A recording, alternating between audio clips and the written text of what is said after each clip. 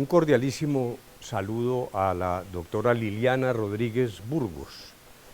directora ejecutiva de la Confederación Colombiana de ONGs. A propósito de esta importante reunión que en asocio con la organización internacional Civicus se está realizando en el externado de Colombia sobre los temas relacionados con el papel de la sociedad civil organizada en general en una sociedad contemporánea, pero en particular en lo que tiene que ver, en mi caso, con el desarrollo e implementación de lo que se acuerda en La Habana de cara al fin del conflicto con las FARC y además, eventualmente, como lo dice la carta de invitación que he recibido, con el ELN si se logra abrir definitivamente una etapa de conversaciones con esa organización guerrillera. El propósito se enmarca dentro del diálogo de alto nivel sobre las contribuciones y los desafíos de la sociedad civil organizada en la implementación y monitoreo de los acuerdos de La Habana. Realmente quise participar personalmente, pero como ustedes están suficientemente bien enterados, nuestro trabajo aquí en La Habana es realmente infernal, dijéramos, es imposible organizar una agenda en Bogotá y con mayor razón ahora cuando el trabajo se ha intensificado de manera extraordinaria. Por eso pido excusas por tenerme que dirigir a través de este medio, pero me parece que es lo que podemos hacer y al mismo tiempo, de todos modos, me permite transmitir a ustedes unas reflexiones sobre el tema que ha sido propuesto.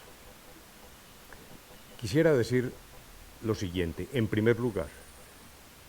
en lo ya acordado en La Habana hay elementos muy valiosos sobre, primero, participación de la sociedad organizada,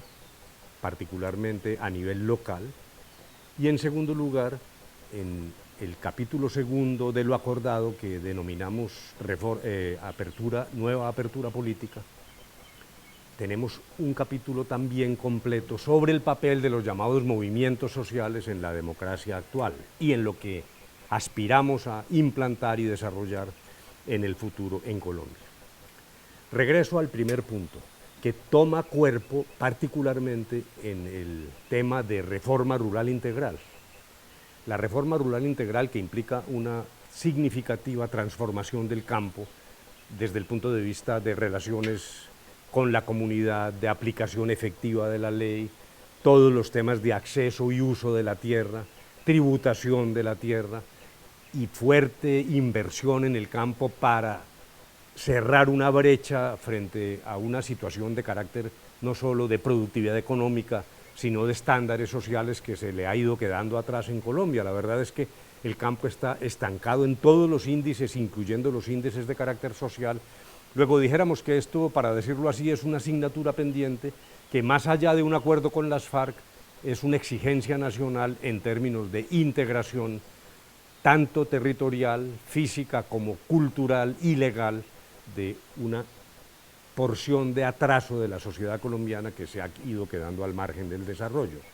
Pero uno de los elementos claves para llevar a cabo la puesta en marcha de esa reforma rural integral es el papel de la comunidad localizada en pequeñas reparticiones territoriales, donde es a partir de esas comunidades y de la organización de las mismas donde se construye, primero en un proceso creciente y luego decreciente, la toma de decisiones locales en desarrollo de los llamados planes de desarrollo con enfoque territorial. El acento central de la reforma rural integral es territorial, es el trabajo focalizado en los territorios y particularmente alrededor, lo repito, de la comunidad organizada, que tiene dos tipos de funciones, como bien lo advierte el documento con el cual se hace la presentación de este seminario que está teniendo lugar en el externado. Uno en términos de ejecución y otro en términos de control y monitoreo. En materia de ejecución,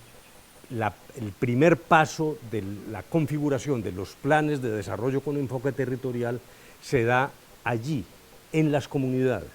allí se discuten las prioridades, las necesidades de las comunidades, la toma de decisiones en un proceso de participación que queremos incentivar profundamente. La participación hasta ahora en Colombia se ha quedado un poco marginada. Es más, en mi opinión, es más viva la participación no formal, la que ocurre espontáneamente en las comunidades,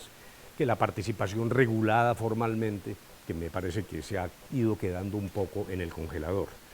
Luego, con un fuerte apoyo en las comunidades y en la toma de decisiones. Y naturalmente, cuando hablo de comunidades, hablo de miembros desmovilizados de las FARC que hayan dejado las armas. Y me parece que hay ahí un proceso de integración y de reintegración de los excombatientes.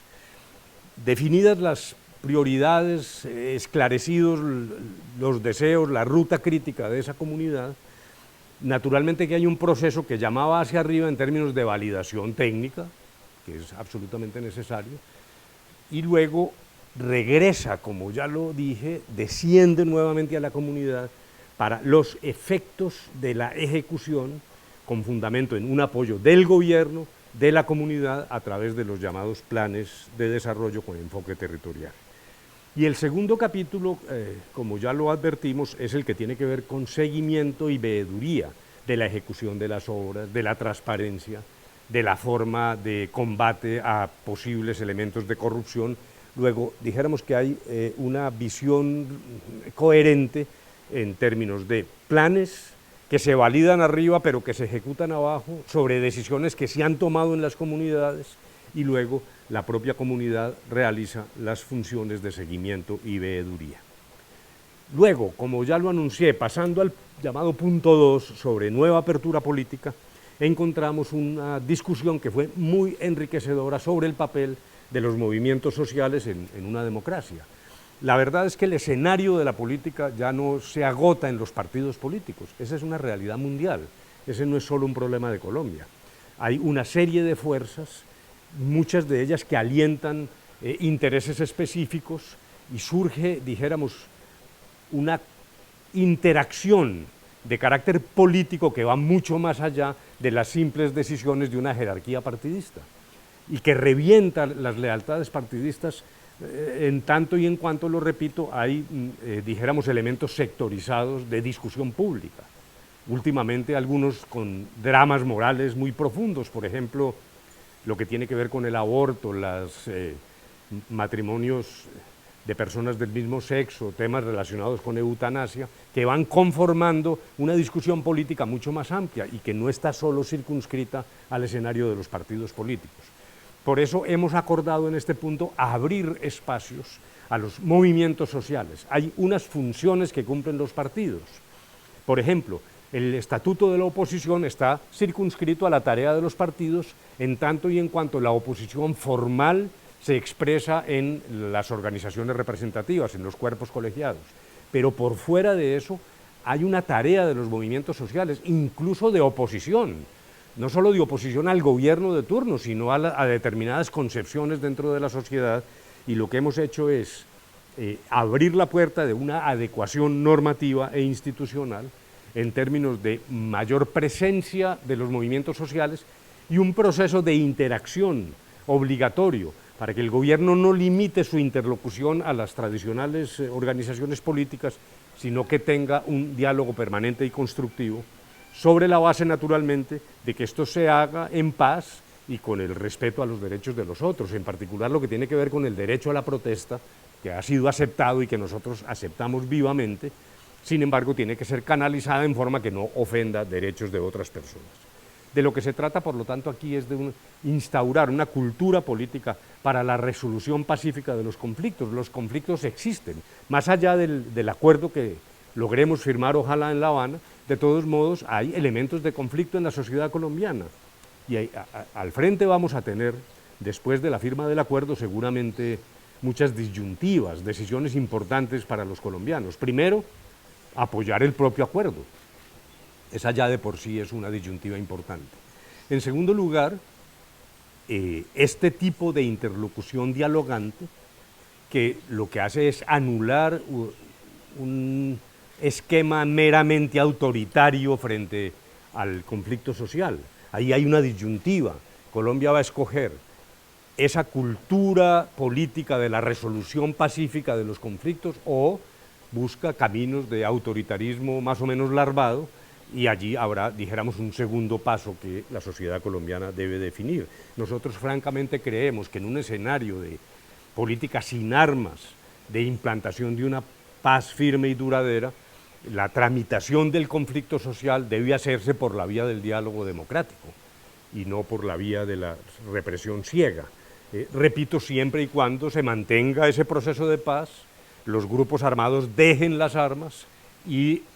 todo este trámite del conflicto social se haga con respeto a las normas básicas de seguridad de los ciudadanos. Nosotros creemos que paz es sinónimo de seguridad y no lo contrario. La paz no debe debilitar el sentimiento y la necesidad de seguridad en la sociedad colombiana, sino al contrario, contribuir a afianzarla, no solo en el ambiente de la discusión pública, sino también porque creemos que una sociedad sin el fenómeno de las organizaciones guerrilleras actuando va a tener más capacidad, más recursos y también un reenfoque humanista para la prestación de elementos de seguridad que son básicos y crecientes como necesidad colectiva de todos los colombianos. Por lo tanto, quiero terminar reiterando mi saludo a la Confederación Colombiana de ONGs, felicitar la oportunidad y pertinencia del foro que está actuando en el externado de Colombia, llamar a la reflexión que tiene que involucrar preguntas como las que he formulado yo aquí, un discernimiento sobre el futuro de Colombia y el camino que debemos seguir si queremos que no solo se logre un acuerdo firmado en La Habana, sino que sea realidad ese anhelo nuestro de una paz firme y duradera. Muchas gracias.